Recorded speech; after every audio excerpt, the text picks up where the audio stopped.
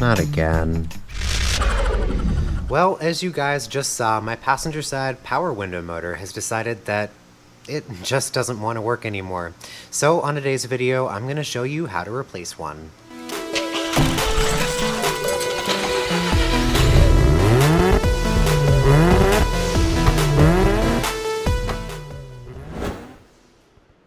Fragile. Very, very fragile. I know I've said this in several of my other videos, but I really mean it this time, especially because of this here. Normally, there is a trim piece that lives right there, and they are their own very special blend of delicate. Mine are obviously broken and long gone. I don't have either of them. I have the pieces of them from back when I bought this car, but they're not really high on my priority list of stuff to buy for this thing. So just know they do pry off. Just be very, very careful. You will break them. You will. It's going to happen. Just accept it and move on with your life. The top of the door panel here at the base of the window is actually kind of like hooked over the inner door shell, and you'll see exactly what I mean when you go to take yours off. The door panel's not just screwed to the door shell. It's also clipped around the outside of it. So I'm going to put up a picture right now showing you where all of the screws and stuff are that you have to take off to get the door panel free. But after you take the screws out, you're going to have to actually go around the outside of the door panel and pop it free and then lift it up to get it out of the door. So let's get started.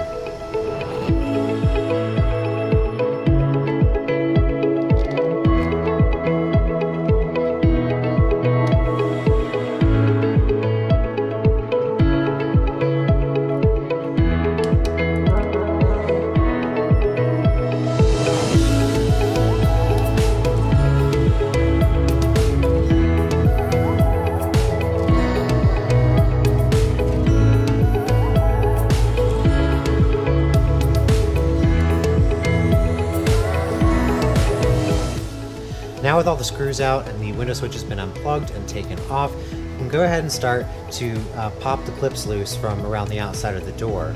You don't really need one of those trim panel clip removers in order to do this. What I usually do is I'll start at the corner here, and I'll use my fingers between the backside of the carpeted section and the door, and kind of with my knuckles, I'll use that as leverage to pop the first clip free. As you continue to go around, they pretty much just all pop right out, no problem.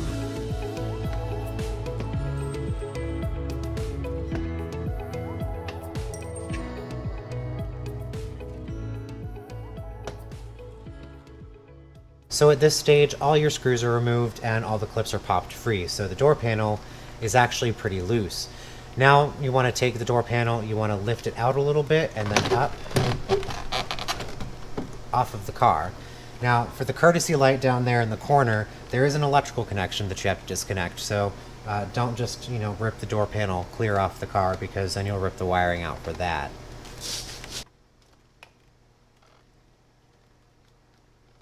One door panel. Now we've reached a point where we have to have the window lower in the door in order to get access to the fasteners that hold the glass to the regulator assembly. But my motor is dead, right? Well, it's only partially true. I mean, it is true. The motor is dead. There's an internal short. You meter it. You're getting back voltage. Now, when the motor is connected to the door harness and therefore the car and running off the power window switch circuit, you can't have any of that back voltage because it's just not going to work. The motor's like, am I supposed to be going up or down? And it's not going to work while it's connected to the car running off that circuit. However, fun fact, a car battery can take some back voltage. So if you disconnect the motor plug from the door harness and apply the power and the ground directly from the battery, then you can get the motor going again and lower the glass to a point in the door where you can gain access to those fasteners, and then take the glass out and move on with your life.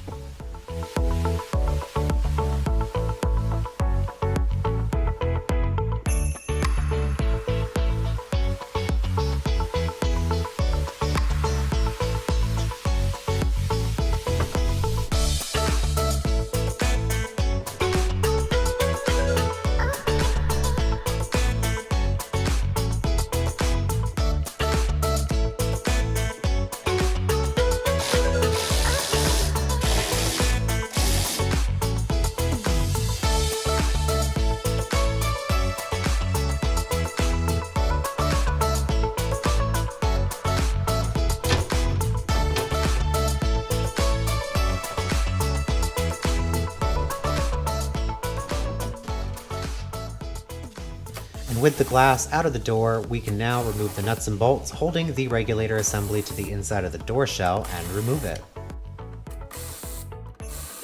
There are also a couple little clips that hold the tube that's part of the regulator assembly to the inside of the door shell. Just squeeze those together and push them through, and then you can start carefully guiding the regulator assembly out of the door.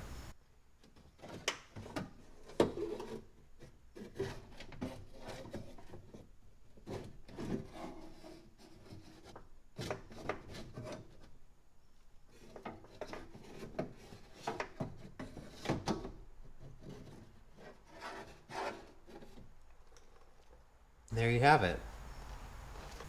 So here is my replacement window regulator assembly. It's not new, but it is new to me, but the most important thing is that it works.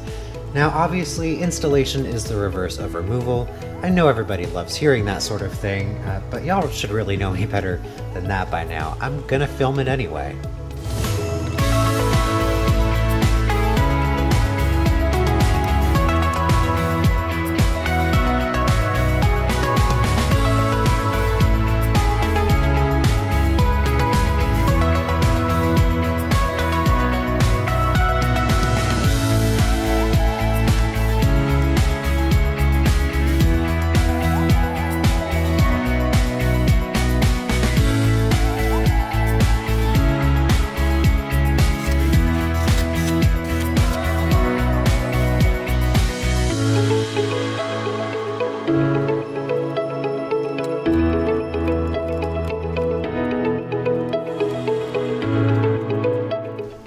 Honestly, the trickiest part of this whole job is getting the window glass back in the door.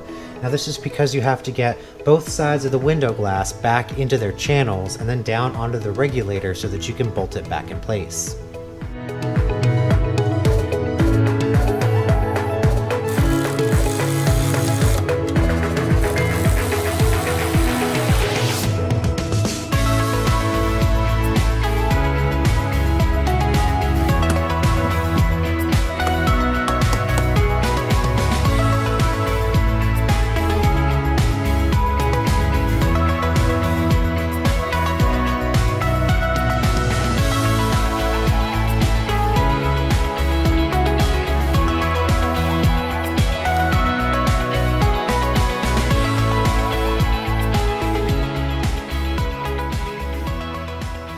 Well, as you just saw, it's a very easy job to get that swapped out.